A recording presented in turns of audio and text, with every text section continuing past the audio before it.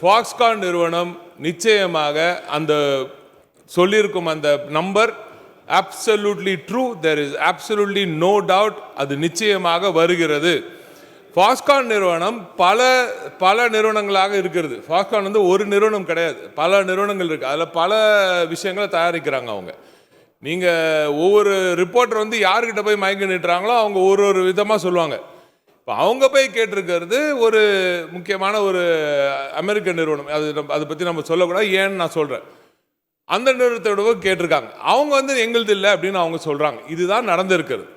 இதை தாண்டி ஒரு இதுவரை வரலாற்றில் இல்லாத அளவிற்கு 14,000 இன்ஜினியரிங் ஜாப்ஸ் வந்திருக்கிறது திராவிட நாயகன் அவர்களின் இந்த திராவிட மாடல் ஆட்சியில் தான். ஆனால் மாண்புமிகு திராவிட நாயகன் அவர்களின் ஆட்சியில் சொல்லியிருக்கும் இந்த முதலீடு நிச்சயமாக வரத்தான் போகிறது. அதில் எந்த சந்தேகமும் இல்லை. கூகுள் எப்படி யுஎஸ் நிறுவனம் தானே, அவன் எப்படி அறிவிக்கிறான் அப்படின்னு நீங்கள் கேட்கலாம். ஏன்னா கூகுள் சைனாவில் இல்லை, சரிங்களா?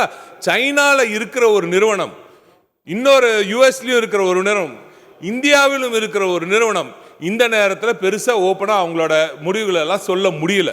இதை மக்களாக இந்தியர்களாக நாம் புரிந்து கொள்ள வேண்டும். ஒரு முதலீடு இங்கே வரும்பொழுது இதையெல்லாம் ஜியோ பொலிட்டிக்கல் ரீசனாக புரிஞ்சுக்கணும். அவன் ஏன் இல்லைன்னு சொன்னான், no new investment have been announce தான் சொன்னானே தவிர இன்வெஸ்ட்மெண்ட்டே வரலன்னு சொல்லவே இல்லை.